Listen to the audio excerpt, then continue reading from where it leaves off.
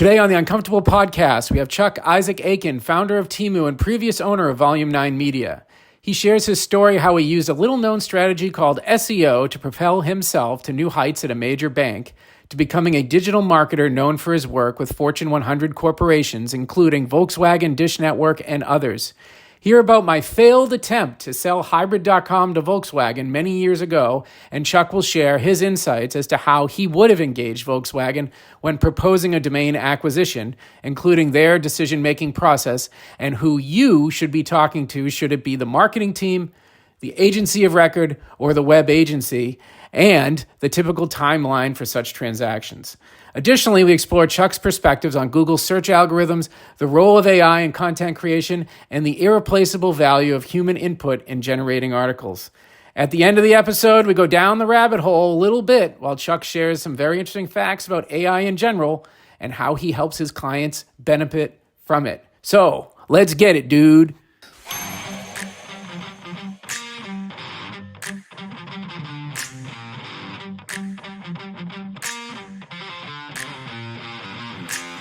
Welcome to the show, Chuck. It's nice to have you here.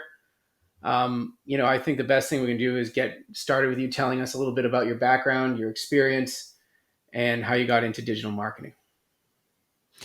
Well, I stumbled into digital marketing, and thanks for having me. When I was coming out of college, I went to work for a mortgage company, and they basically threw the phone book at me and said, go generate leads, and tried newspaper, mailers, phone calls, all those kind of things. But I stumbled into the internet and saw a little bit of success from it generating leads. And I was hooked. I was spending all my time in Barnes and Noble in the aisles, reading the books that I couldn't afford, and teaching myself all about internet marketing and websites and digital. And this was even before Google came along. So I've been doing this quite a while.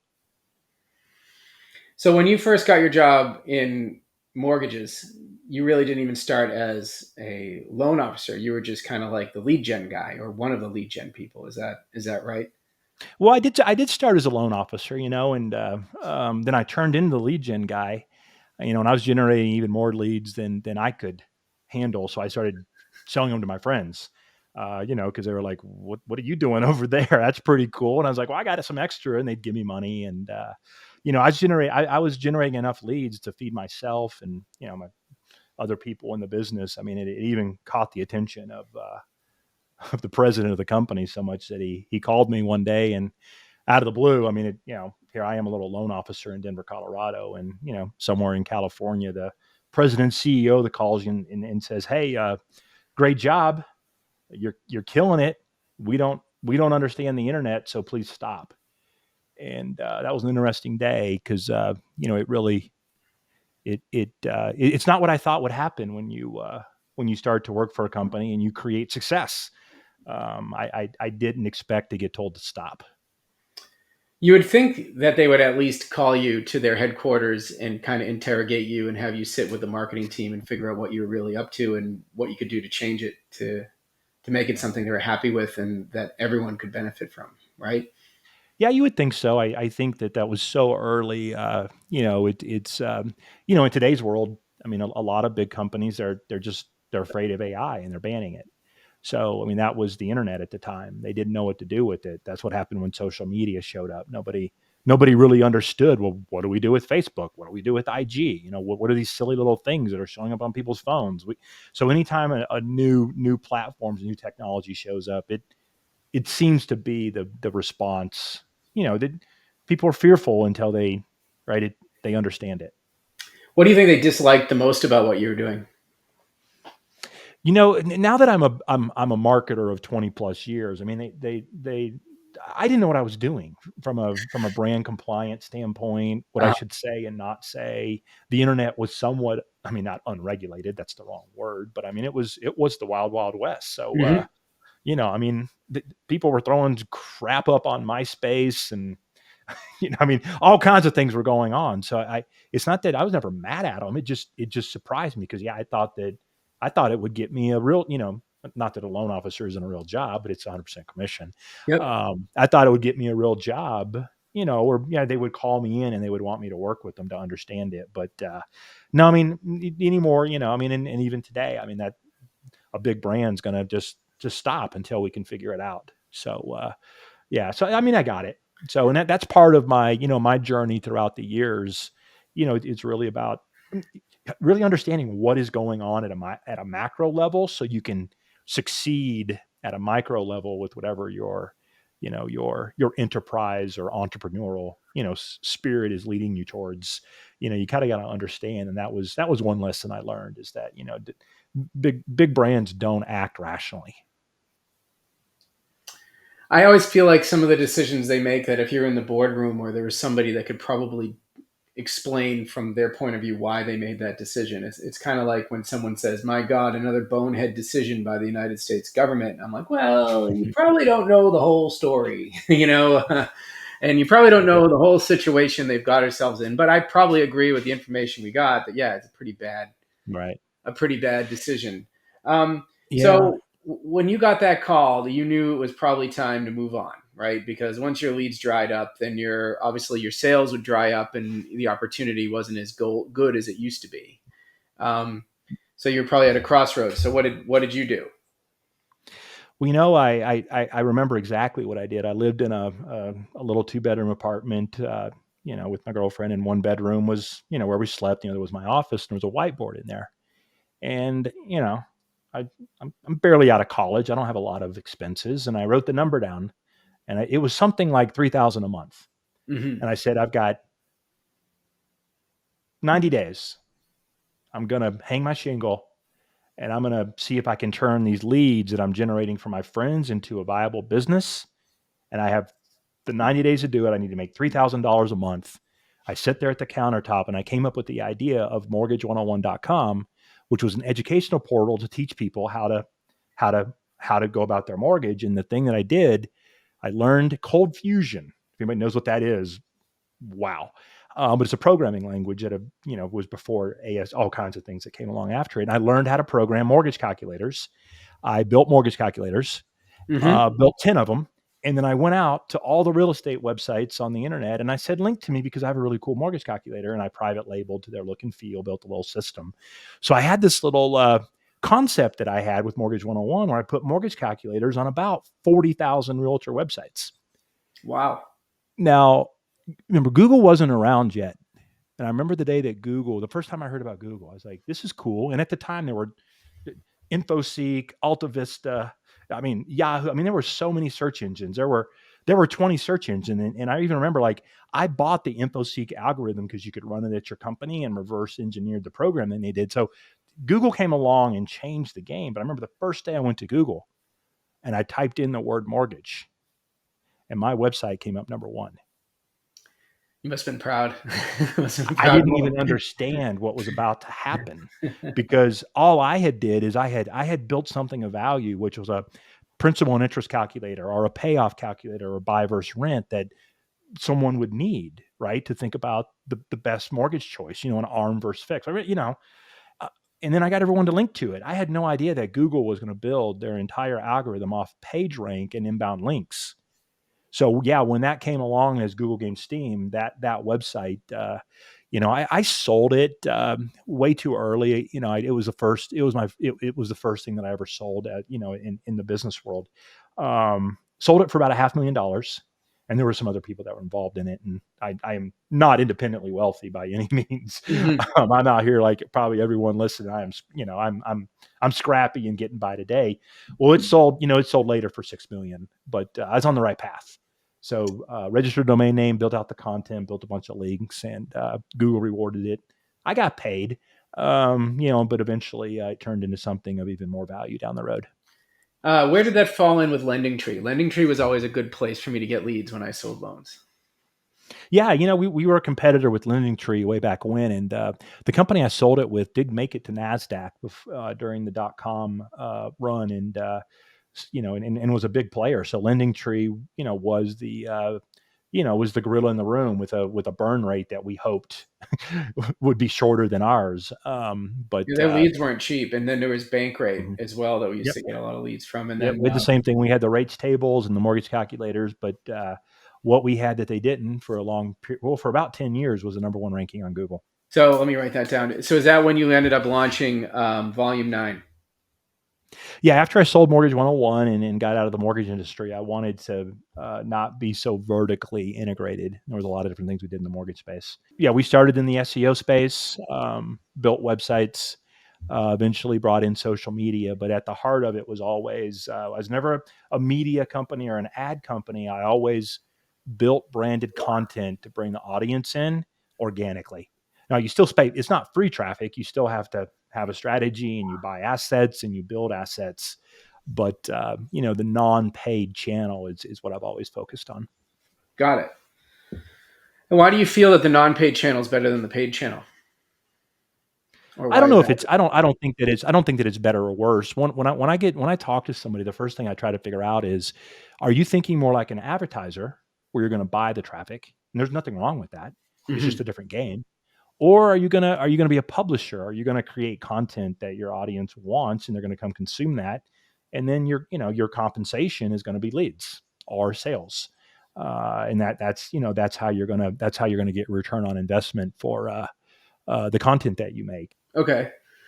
And then, like, as a small business owner, I mean, that doesn't have a super large budget, what is someone like me supposed to do when we're worried about, meta tags and titles and keywords and linking to other articles on your own site and optimizing, putting the right keywords in the article when you're trying to do the right thing, Mhm. and, paying other writers to write for you, trying to think of the right titles? What would be your advice to someone like me who's only been in business for 4 years and doesn't have a huge budget to spend on Mhm. SEO? Well, the first thing I'll do is I'd say let's keep this simple. And when I'm working with somebody, the way you get simplicity is you say, who is my target audience? What do they care about? What is my brand and what do I do? Mm-hmm. The Venn diagram where it overlays between what your audience cares about and what you do is actually very small. And in that little bit of overlay, there's usually a topic that you can lean into or some type of content. It's usually singular. Sometimes it can be, a couple. And that's how you succeed in what I'm talking about is that you figure out your voice and what you want to cover and you become an authority in something very, very specific. So when I had my agency for 15 years, one of the things that we saw success with is we always talked about the algorithm updates. Now I talked about a lot of stuff, but the algorithm updates was something that I cared about because I'm kind of a technologist, I'm a geek.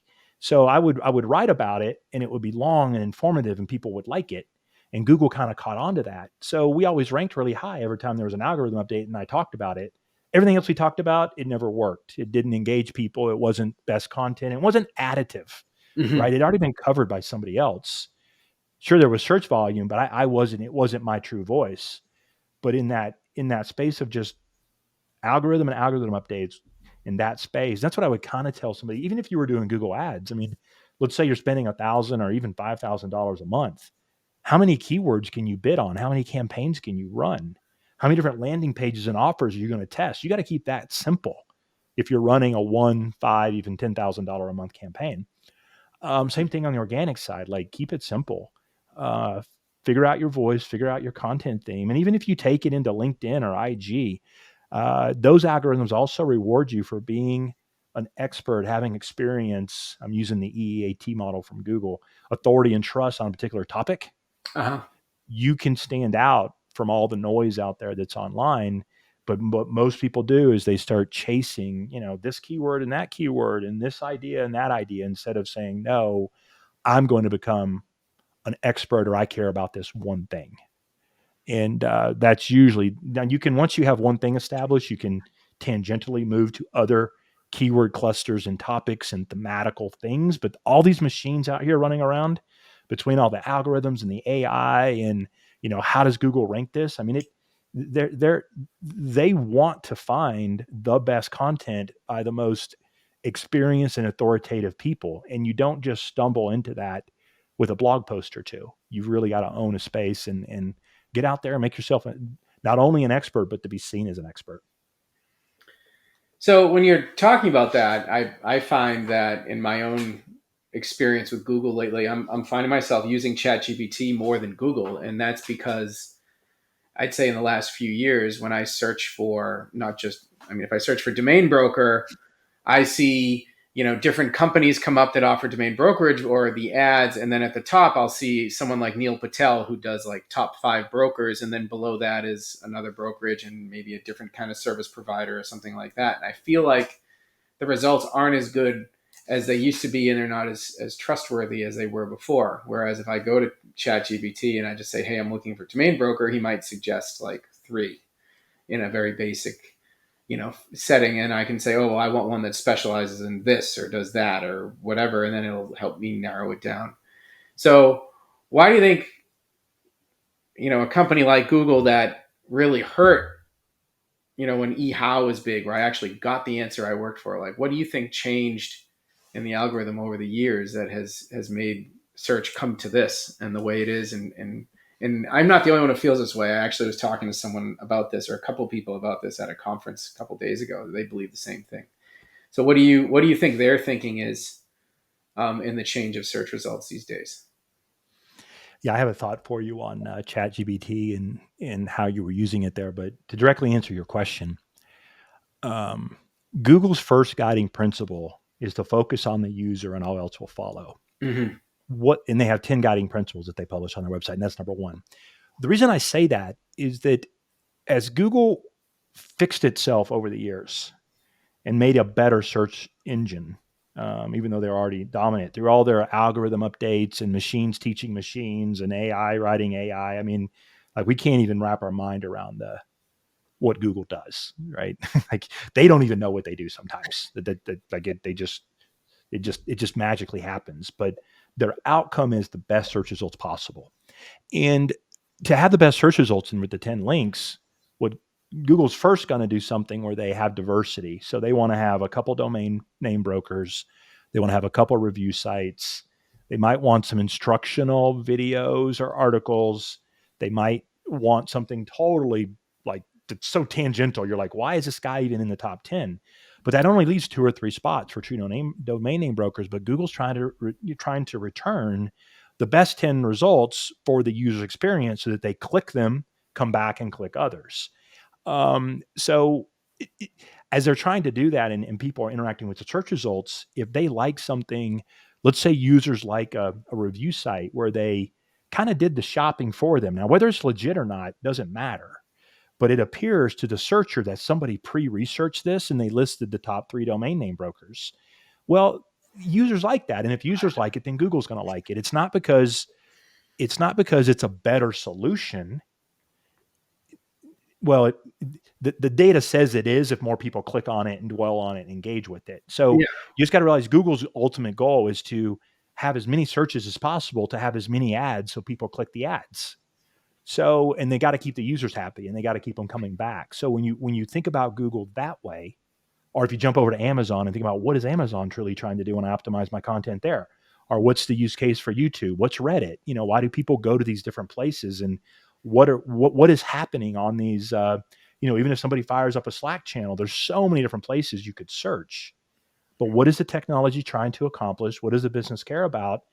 And when you go into that ecosystem, including Google, you got to understand the rules by which the community and the platform is built. And when you know that, if your audience is there, you can figure out how to connect with them with content.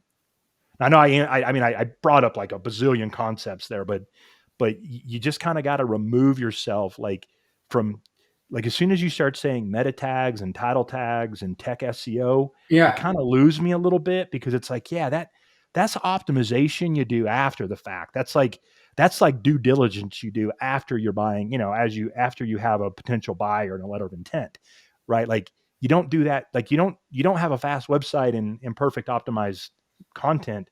That's not the secret to SEO. The secret is making additive, high value content that people care about and will interact with when they see it in the top 10 of Google. And got if it. you do that, traffic will follow, Google will reward you. And you think it can definitely tell the difference these days? Can it tell the difference between AI writing and human writing, or do you think that's kind of a Oh, blur? absolutely. And there's been a lot of blind tests between some of the AI detection tools and how well they work. But Google has also come out, and they don't often do this, but they have stated publicly that they're, you can read this in their policies and guidelines. They're okay with AI. They just don't want you to use AI to do things that are manipulative, like build large content farms or, just let's call it article spin. What I believe and what I coach and work with people on is that AI should sit behind you. It should much act like your research assistant, your intern, make you kind of de-stress the whole the whole like writer's block that you get when you get started. Like it should be wind behind your sails so that then you can sit down, and I call it enriching. You do brand enrichment of whatever content comes out for quotes and visuals and your take. And like you need to make the connection as the brand manager, marketer, owner, founder, entrepreneur between your content and the audience. AI will never do that. Mm-hmm. But man, it can sure get you to the 20-yard line, but you got to punch it in. Yeah. I mean, that's, and a lot of times that when people go to, or they see these use cases of, the AI gurus and like, I put in these prompts and it wrote this magical article and I published it and I got this much traffic and I did it 200 times and now I have this asset. It's like, okay, I get it, but like, that's not how this works. Most small businesses need to put out a blog post or two a month, whether you're B2B or, direct to consumer, Instagram or, LinkedIn. You need to put out your post, and it's got to connect with people and it's got to engage. We're not trying to build content farms here. We're just trying to connect with audience and bring them over to your website, get them familiar with your brand, maybe start a conversation. Maybe they follow you, so they'll watch. I mean, the goals that we're trying to accomplish with people is much lower. And it needs to have that human touch interaction. But I'm a big user of AI. It's changed my productivity. I've helped other people transform how they use AI on a daily basis. I use it for email, article generation, meeting notes. I mean, I use it for all kinds of things. I even have it now doing through prompts. I have it helping me write my reports for people that I coach and consult with. On a monthly basis, and I'm just now putting together a course that tries to that helps people understand like how to use AI today the right way. Now I know a year from now I'll have to redo all the material, Oh, yeah, but it's definitely. still today how do you leverage AI to create your content strategy to actually produce it. There's a right way to do it and a wrong way, but that's been true of everything. There's a right and wrong way to grow followers on social media, build links. No matter what shows up, there's always been a white hat, black hat, ethical. Yeah, you can do it, but is it really the right? Is it a good business practice or not? We can all debate those. I just know where I sit, which is a little bit more on the. It is gray, but it leans towards the white hat, or let's do this the right way and leverage technology and AI to get there. So before our call today, we were talking, or before we started recording, we were talking about how you've worked with a lot of Fortune 500 or Fortune 100 companies in your career. And I was curious to know, and I think a lot of our listeners are curious to know, what is it like to be on kind of the marketing and strategy side of things when it comes to ad spending and rolling out, opportunities, and most specifically, purchasing like a domain name. Yeah. Being a non-paid or organic guy, non-paid comes from Google Analytics. It's what they call it. Mm-hmm. Not paid, so it's non-paid. Oh, it's very much binary, paid. right? Like it's Google. right. So yeah, I mean, I would always pay attention to the ad buys and the media spend because I could get strategy signals from it. But a domain name purchase, they always consulted the SEO organic guy to try to figure out value. And I mean, I watched big brands primarily buy, not as much sell, right? Because they're gonna keep the domains that they own because they saw they see some intrinsic value in them. But also had to evaluate maybe something they had in their portfolio against something that they would buy. And a lot of times it was even funny with some of them, they wouldn't tell me what they were thinking of paying, and they would ask me for my independent assessment, both on, I mean, we know the metrics, domain age, maybe some content was there, shortness, is it common words, right? Oh my God, it has a dash, Yeah. whatever it might be, right? So they would just ask my opinions, and it was kind of always a fun exercise. Like, was like a highlight of my month. Like, ooh, I get to play Domain Valuator. And I would give them, I mean, I always came up a little on the lower side. So I think like the largest one I ever did was I had estimated about 250,000, and they were negotiating at 400,000, and they went ahead and bought it even with the discrepancy. They were just curious to see where I would land without having the information and even the bias with the, to try to justify a purchase. So I thought it was a stretch at 400, but it had strategic value to them, and they did it. So, but what was interesting through all of it is, and I know we were talking about a specific example that you had experience with, is that it was always interesting to watch them get solicited, or maybe they were poking around and, the premium domain names come up and they start thinking about, well, maybe I should pay money for that. It was always interesting to watch the marketing teams, not dilemma, but like struggle through trying to figure out whether they could get a return on buying the domain, or if they're better off using something in portfolio or newly registered. Like it really caused them a lot of angst. And I always watched the problem in the confusion, but I never saw an external person that was pitching a domain really sell it into that like strategy and ROI. It was always like, this domain has value, but it never was like like if you're selling a house, you want someone to envision living there. So I always was like, I wonder why they don't like show them what they could do with it, or float a couple ideas by them, because they got to sell this upstream, and this isn't a cheap buy. Someone's got to write a pretty big purchase order here, and they're going to want to understand what's the strategy behind buying the domain. And then they need to put a team on it, and then they get to advertise it or roll it out in some way. So we were talking about, since you worked with VW, we were talking about a domain that I was trying to sell back in 2009, 2010, and it was hybrid.com. And so my idea was, back in that period of time, hybrid technology was relatively new to the market. I think it came out a few years before. And when I went to all the major and even the smaller auto manufacturers, my idea or my position in that was, why not use hybrid to showcase the hybrid cars that you have for sale in your offering, to kind of separate it? Because I think we're seeing it now with electric cars. Like, people are hesitant to purchase an electric car for, a number of reasons. Number one is the range isn't as far as you think, or if you want to go see Aunt Matilda 600 miles away, I don't want to wait. I might not want to stop for 2 hours to recharge, or I can't find a place to recharge. And then with hybrid, people were saying, they're probably very costly to fix, or, they catch on fire or whatever it is. And so I was thinking of pitching a VW or someone like that, hybrid.com, and they would think that they would showcase their products on it. And by owning the domain, they would be the perceived market leader in hybrid technology. And you brought up a really cool point of view of something that you would have pitched. So why don't you tell us what your pitch would be? I wish I was recording when we were talking about this. Oh no, it's great. So with VW, you have to think first about, what are they trying to do? And they're trying to sell cars. Mm-hmm. And they've built this perfect website, VW.com, that they have spent millions and millions, I don't want to say billions, it's too big of a number, beautiful, of dollars to either drive people to the dealership, or they're going to configure and get as far as they can before, going to the dealership. And that's the purpose of the website. It's make and model. It's car search. There might be some service or aftermarket parts, but I mean, it is car search. That's the purpose of the website. So anytime that I would ever talk to someone like VW about content marketing, they didn't want to introduce any potential friction or distraction to that. And so they didn't want to put content unless it was somehow enriching the make model information, which we did on the equivalent of product detail pages, but auto detail pages.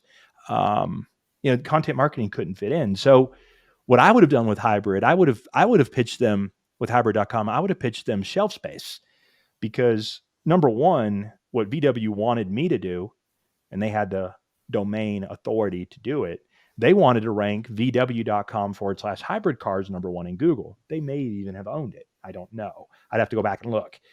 However, not everybody most people want some type of third-party validation, some type of trusted source. So I would have pitched them hybrid.com as, what if we could put hybrid.com number 2 for hybrid cars, so that when someone wants a second opinion or they want some third-party commentary, they bump over to hybrid.com, they read all about hybrid cars, and then sure enough, it just shoots them back to VW, to price out the newest hybrid model.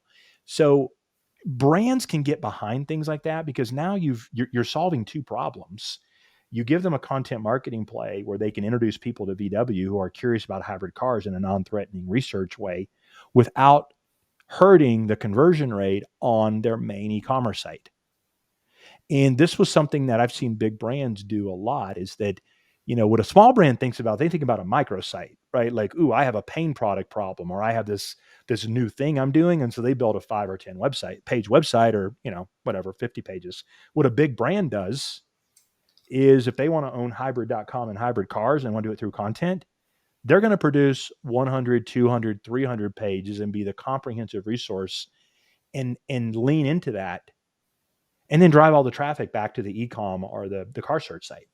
Now, VW didn't do that. And the reason that I can speak so confidently to the strategy is that I did do it with another large brand in Dish.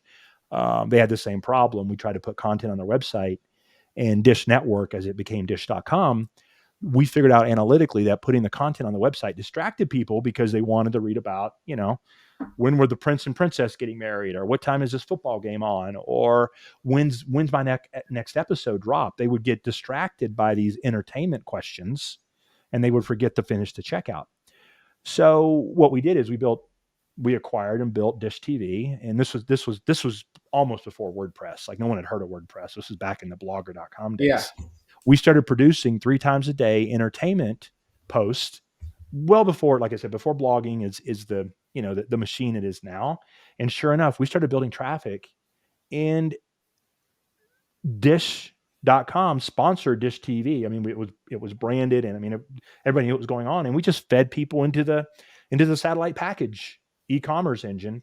And after about 2 years of investment, so we're talking, I don't know, we're talking more than $500,000, but not $1 million worth of investment into this. They had an asset that had positive ROI. So you could pitch hybrid.com, not only, let's say you're selling it for $500,000, but yeah, the $2 million investment, if it sells cars internationally, I mean, how many cars does it have to sell? It wouldn't take a lot of work to have a quick business model, so that the marketing person can push it upstream and look like a rock star because he came up with a big idea. Yeah. I think it's funny you said 400,000, because I think that was the list price. So maybe that was the deal that went across your desk. He says only worth 250. Right. But so let's pretend that you're working with VW right now, and a guy like myself calls in and pitches him that idea, and it's a good idea, and they're biting and they like it. And they're like, you know what, we're going to buy hybrid.com. You say, you know what, the price is fair. I think it's high, but whatever. And they say, okay, let's do it. How long would it take from them, if they bought the domain that day, how long would it take them to make that decision, to really build that site, get it started, roll out that strategy? Like, how long would it take, do you think, a car company or a big company to do that? To make the decision or to execute the project? Well, like, how long do you think it would take them to make the decision, do you think? Wow. We are talking about Fortune 100 and 500 companies. So should we talk in years or decades? Yeah. Okay. You're definitely looking at quarters, and something. This would be what I'd be looking for if I was talking to somebody, because in my world, when I talk to an entrepreneur or a big brand, does not matter. The first thing I'm trying to figure out is, does this person, marketing team, brand, enterprise, do they want to be an advertiser or a publisher? And usually what makes an advertiser want to have a content marketing play is Google keeps raising their cost per click, and the ad spend just keeps going up and up and up. And it became a big enough item on the expense sheet that the CFO or whoever is in charge of the money, like, it hurts. Yeah. And so then they say, okay, we've primarily been an advertising play. We need to do content. And then the next point is, are you going to do it off domain for this particular model? And there's a lot of reasons to do it off domain. Now they could consider subdomain, but as an SEO, I'm going to kind of explain it to them, and it's like it's probably not going to work the way they want it. Then all of a sudden you can build your case because you also have all the paid. Like for example, like if I knew that the brand is spending $250,000 a month on Google Ads and their cost per conversion, whatever it might be, but let's just say it's $200. Doesn't matter if it's 20 or 200. Right? I start doing the math.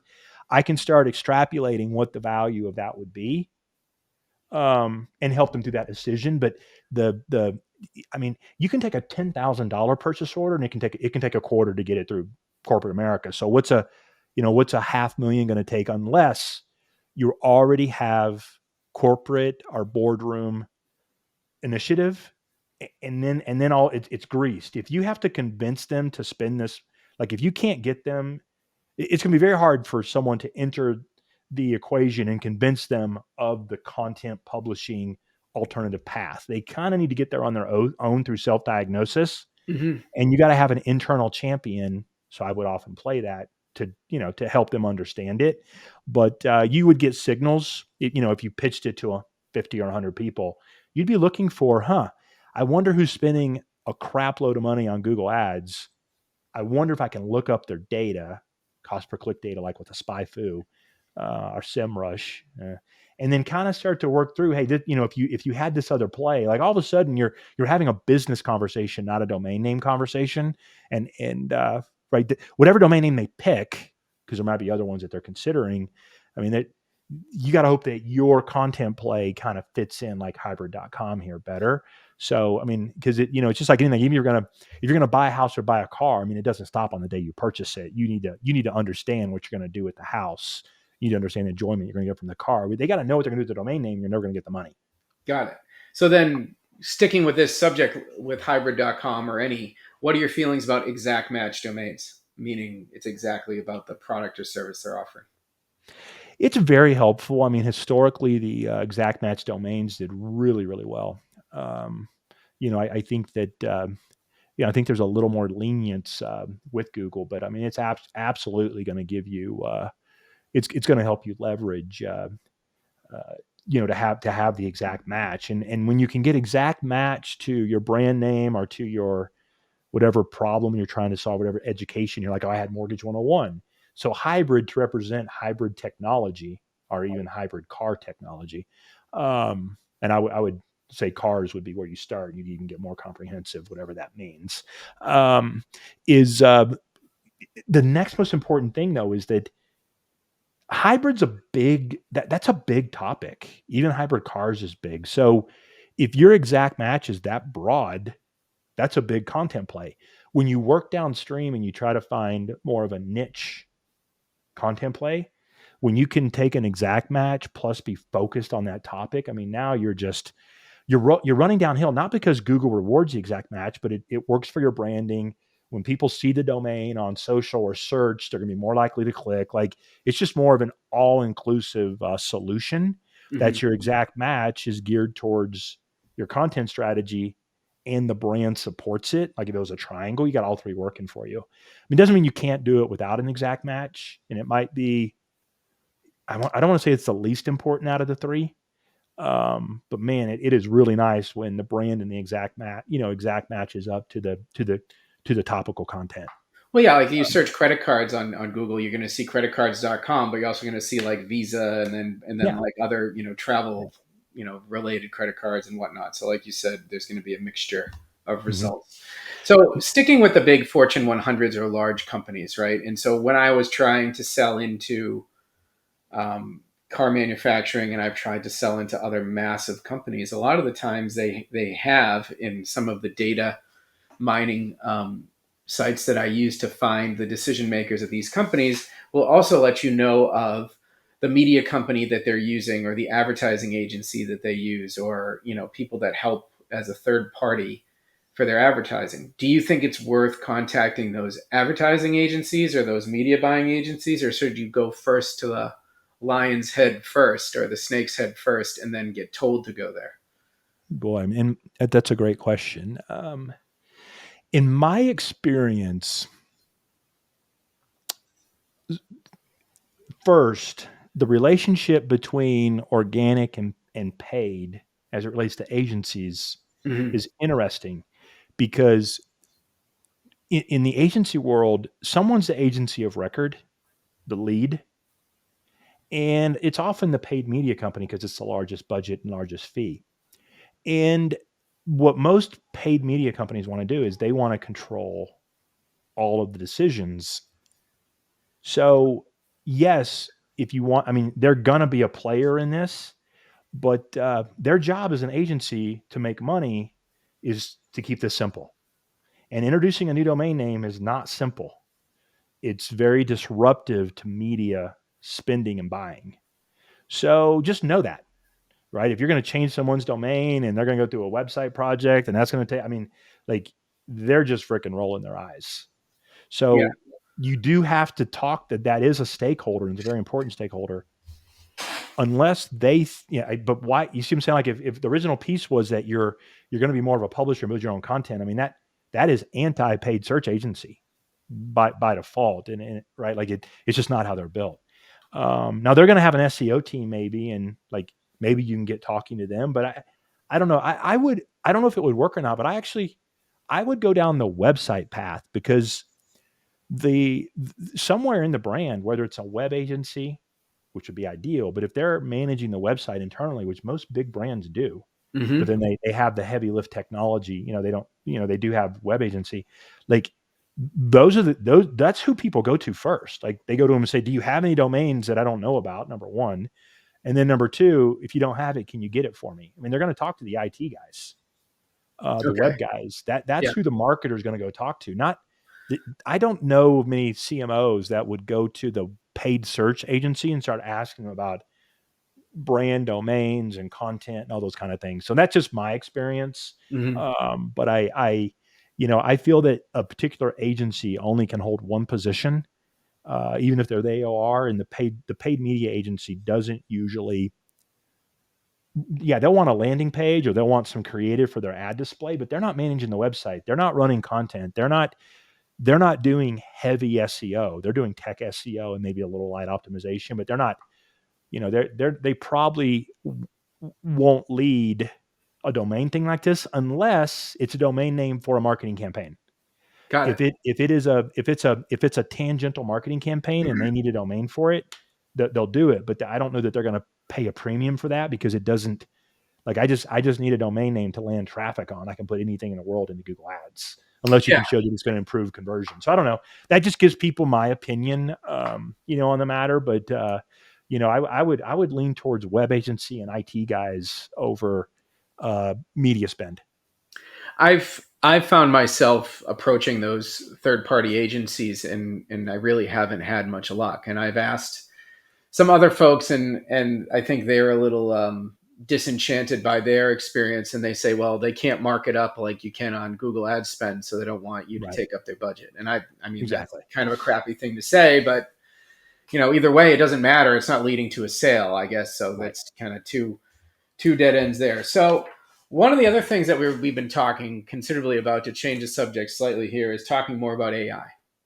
And you said it can help you get to the 20-yard line, and it has kind of revolutionized your business. And I'm getting, as a business owner, a lot of people in the SEO or the media world coming to me and saying, hey, we can write articles, we can optimize the articles, we can handle all your customer service with AI, and you don't have to pay these people anymore. And for me, I kind of cringe because some of the answers I get from ChatGPT, and then there's another solution I really like to use called computer.com, which is a more unfiltered version of AI, or less controlled by the filters of some sort of sensors, that can give you some answers. And you said it brings you to the 20s. So someone at your team still needs to put human eyes on it before it's fit for human consumption, right? Is that your opinion right now?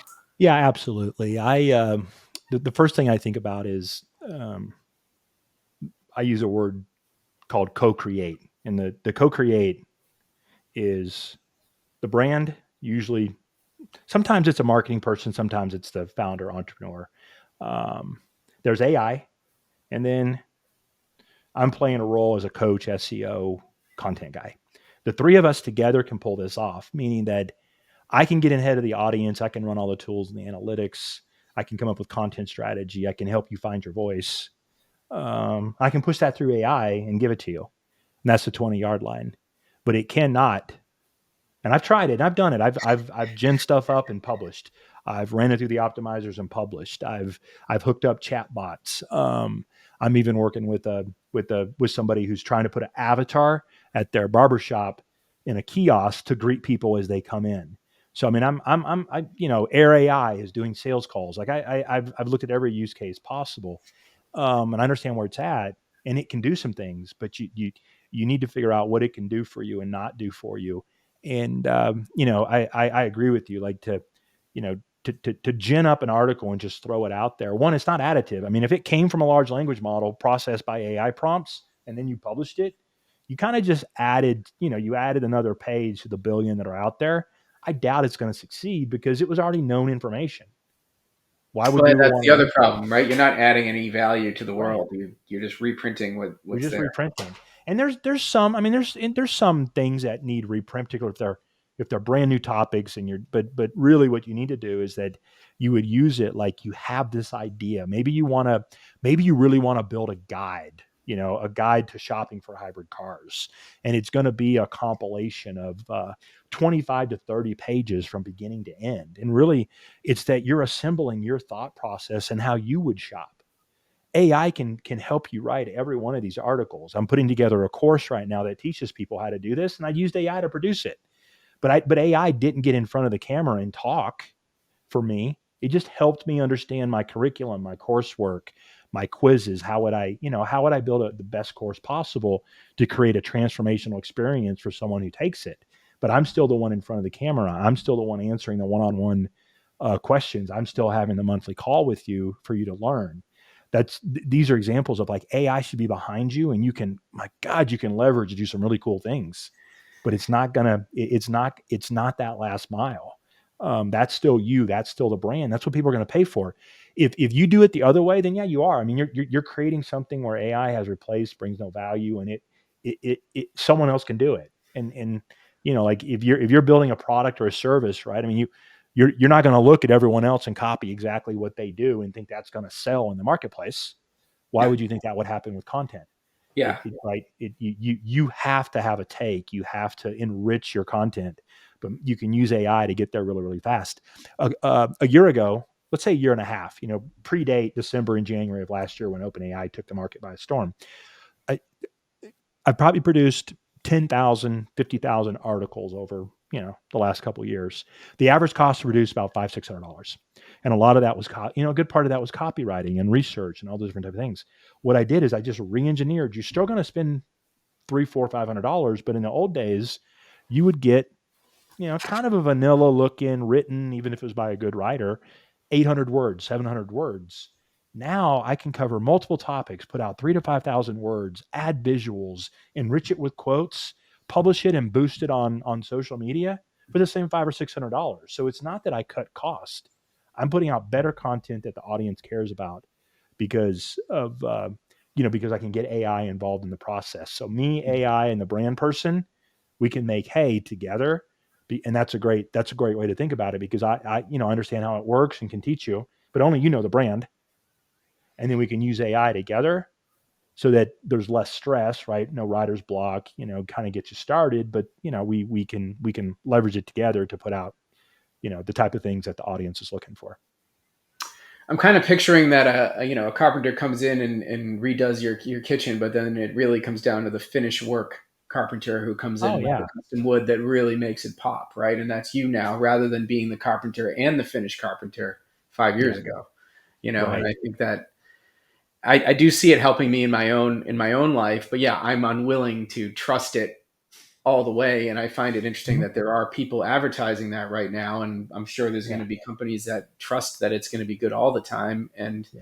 not only of it having a hallucinations, but again, you're saying it's regurgitating things the world already Mhm. knows. So it can be Yeah. quite boring. And I find it to Right. be long winded at times as well, Exactly. um, in the So, writing. a couple quick things there. First, and I share this when I talk to people about AI, even as someone who plays with AI every day, I have about a 25, so 1 out of 4, or 33, 1 out of 3 chance of something actually doing what it says it will do. And I know, and I feel like I know what buttons to push. So the hit rate that you get with these AI tools and even the chatbots, you just need to know it's low. And even if it works one day, it may not work the next day. Now it's evolving fast, but just when you try stuff, it's not that you can't trust it. It's just, right. Sales and marketers always overstep their bounds and tell you how cool it is before it's time, right? That's all that's happening, nothing else. So, and don't be afraid to come back in 6 months and see what that tool that you checked out, or now that you checked out 6 months ago, maybe now it's more on, it does a better job now. It's living more up to its brand promise. So that's number one. Number two, you're exactly right. In a large language model with the billions and billions of inputs and outputs, right? We're all playing with the same information. What I try to get a brand to do when you develop is I start building the additional content, your brand story, your products and services, your FAQs, your tone and voice, your specific persona, your topics. Like you build a secondary set of knowledge that every time I run a prompt, I'm loading anywhere between 3 or 4 or 5 or 6 documents at the same time, so that as it pulls the information out of the large language model, it then writes specifically to my brand that I'm working on to create content that is closer. Maybe I got it to the 10-yard line. So right out of the gate, and I'll kind of repeat it, but when I work with folks, get your tone and voice, your audience, your personality, your content topics, your keyword work, like you got to do all this work, but then you feed this into you feed it into AI as you're working with it, and the output completely changes. And this will all get built in later. Like you'll have your own personal libraries in ChatGPT, and it'll reference them. And right now it's kind of a manual process, but the concept I hope you're hearing is large language model, but then you make it hyper specific with your information, all in PDF and text files. And that could be massive in volume. It could be volumes of content as well to produce the ultimate outcome. The last thing I want to leave you with, you can control the how its temperature and how verbose it is, but this is the thing I always want to make sure that people understand is that in the current version of AI, there is no logic. Now there's language logic, but the way that it works is it's always trying to figure out the next token in a in the vector. So for example, 2 plus 2, we know when we punch into a calculator is 4. Punch it into Google, it's 4. Put it in a spreadsheet, it's 4. There's computations happening. The way that a large language model that knows that 2 plus 2 is 4 is that it has read it 1,000,000 times. Therefore, it must be true. But it didn't actually compute it.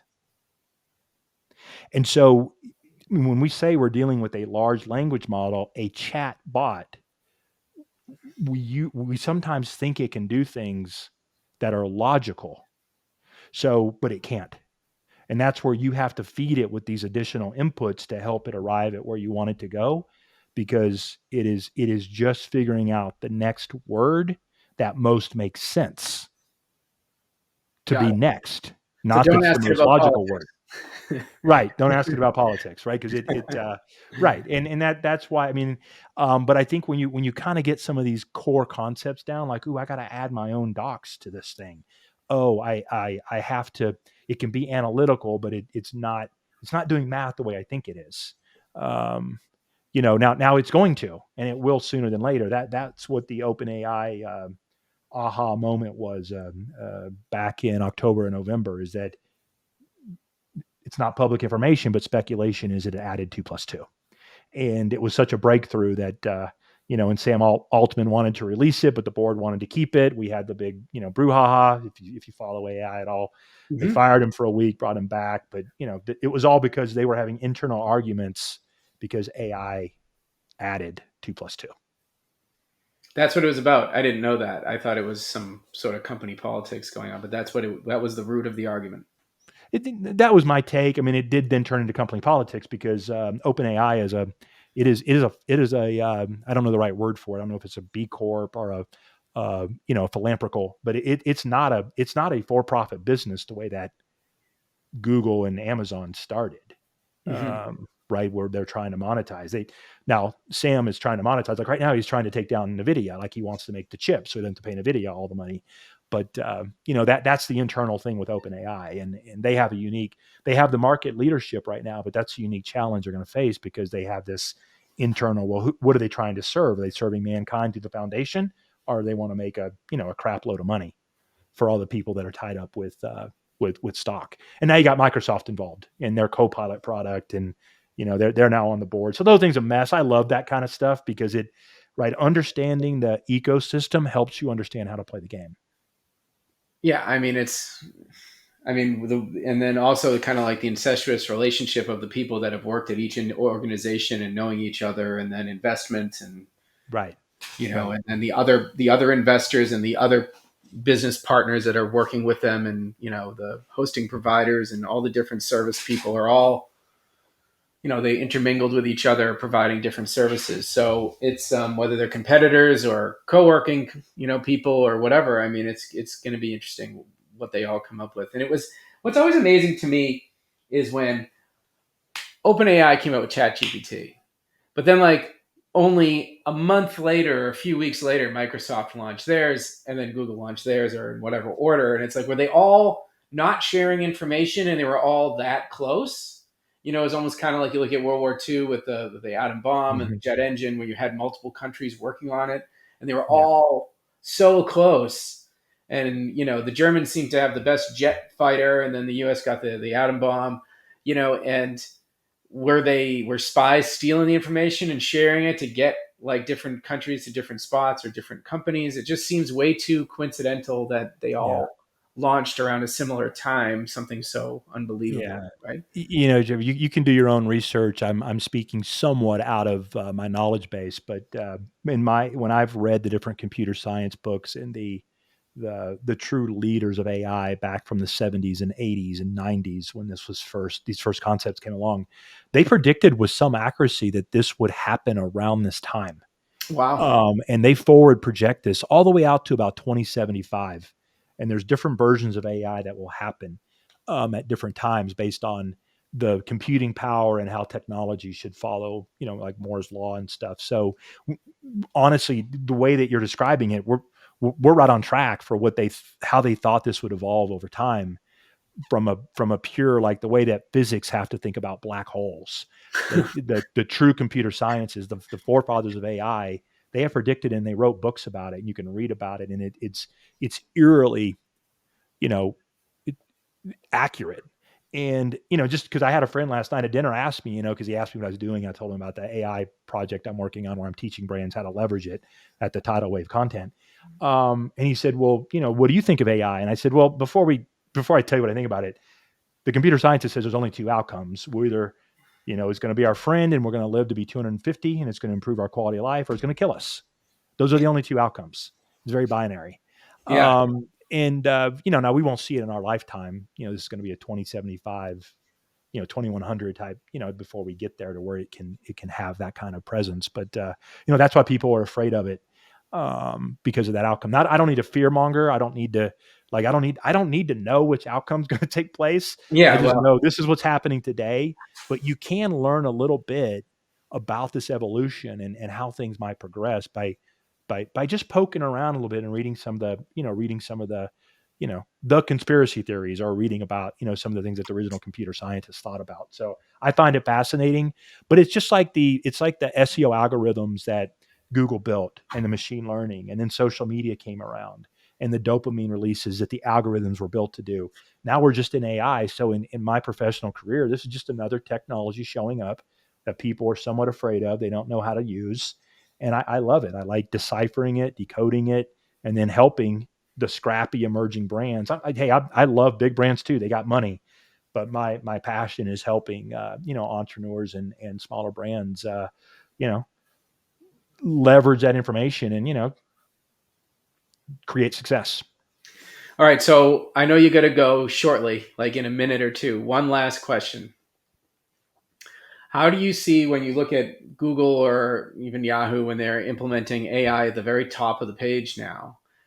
Do you foresee SEO completely changing, and are you going to find yourself catering to the language models or to AI, and really the results are possibly going to vanish because like Google's AI product is probably going to get to know each of their customers in a Mhm. custom way. So do you think that the days of like listing results might vanish, or do you think that, SEO will totally change with AI? Well, it's always going to change, and yes, AI will change it. I just kind of say when you look at SERPs, search engine result pages, and even as Google thinks of universal search, and what they when they brought out universal search, and and they've already talked about how they're going to have generative search, and I can demo it and see it. But what I want to kind of say to everybody is like, there was a day that maps wasn't integrated into Google search. There was a day when the product feeds didn't come in.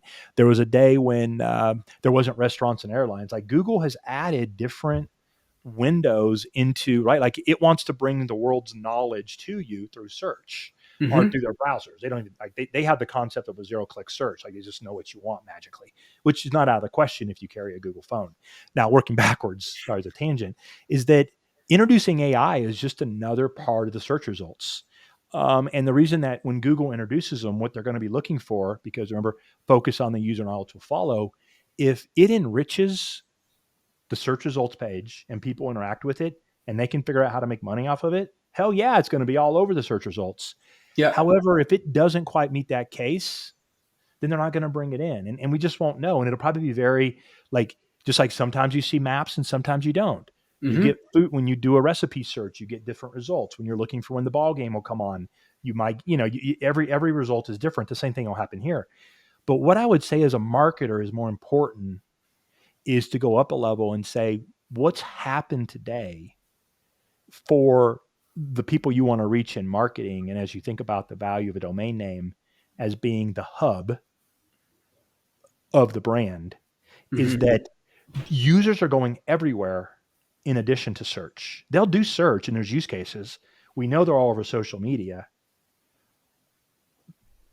People that consume video on YouTube, people that are on Reddit, the number of Slack communities I'm part of, then I'm over on Discord, and then I'm in a private community that's behind a login. Like I'm all over the place, Yeah, it's wild.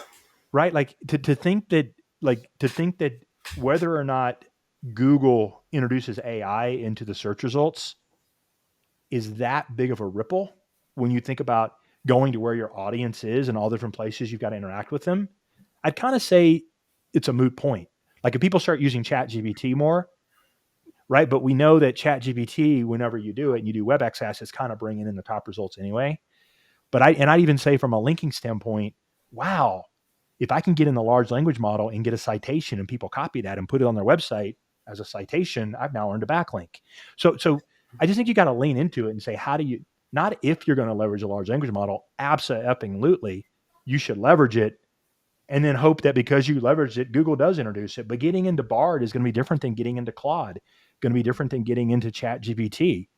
Um, in Chat GPT, if you somehow published, making this up because I don't know who they blocked, but a lot of publishers are blocking Chat GPT. So if you're publishing on Forbes or New York Times or Entrepreneur or wherever it is, it's not going to be in Chat GPT. Might still be in Bard. Like this is going to get really complicated really fast. So I'm going to kind of go back to fundamentally for who I work with small and emerging brands, even though I gladly take the big brand money. When it comes to earning traffic, so earned media, is pick a topic, own it, become an expert, and then take that multi-channel wherever your audience is. That's what I teach. And if the technology changes, you change with it. I wouldn't try to get ahead of it. I would just change it. It happens. If you get lucky, great. And that's what I did with the mortgage calculators. I got lucky. If you're doing good content, it'll take care of itself. And you'll be able to, if you have a video library, an article library, and something new shows up, you'll be able to backfill into it. You don't need to be on the cutting edge of like, I need to be the first 1 or 10% in here. I think when Facebook released Threads in the first 2 days, 10 million people signed up, and then nobody else signed up. They thought they would get rewarded for being first to the party. No, it It doesn't work fizzled that way. fast. Is it Right. even still Nothing up? happens fast. I mean, if I was an engineer, if I was a developer, that would be the first thing I would develop in my algorithm. Like, don't reward people that come in and try to make a splash, make them earn it.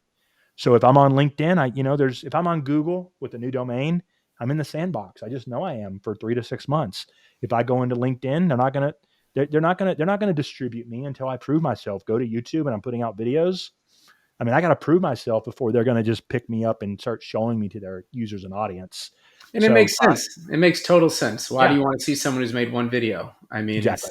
it's usually Yep. the content is good. I mean, if I look at my first podcast that I just I'm on my 10th or 12th episode. I mean, I've learned a ton since then, and the quality has gotten a lot better. So Absolutely. Good. All right. Well, I hope that was helpful, Jeffrey, and I hope people get some value out of it. I got a ton of I value love out of hearing. this, and you definitely have me thinking about AI and a lot of different things in the strategy that people should take when trying to sell, a large domain and trying to speak their language. Some of these larger companies. So, Chuck, why don't you tell people how they can get a hold of you if they want to use you for your services? Yeah. So find me on LinkedIn under Chuck Aikens. You can type Chuck Aikens, or I actually go by CIA. Chuck Isaac Aikens. So you can look me up there. I've got two things I'll tell people about. The first, Tidal Wave Content. That's the AI and content marketing membership I'm building. It's got a price point right now in beta of about $500 a month. It's a screaming value. To develop your content strategy and just start putting out that first topical piece. I've also got my own podcast. It's called Deciphering Digital. I'm 8 or 9 episodes in. I'm dropping this 5th or 6th one next Monday, and I'm just trying to bring on other experts and really breaking down whether it's Amazon, SEO, YouTube, whatever the digital marketing channel or strategy is. We're trying to deconstruct it down to, hey, this is what you need to do and what's most important. That's what I'm doing on the podcast. So, as a creator, I've got a podcast and I've got a membership that's buoyed by coaching and courses. But most of my work is as a marketing coach, both for B2B brands and direct to consumer B2C CPG. So, ChuckIsaacAikens.com is where to find me there. And I'm always I have a low overhead. It's just me now. I used to have 20, 25 employees. I'll talk shop with anybody. Don't be afraid to reach out. And if we end up doing some work out of it, great. If not, I'll probably learn something from it just by the nature of the question. So I just love what I do. That's great. Thanks for having you. We appreciate it, and I'll definitely put your contact information in the description. Have a good day. All right. Thanks, Jeffrey. All Talk right. soon. Okay, bye. All right.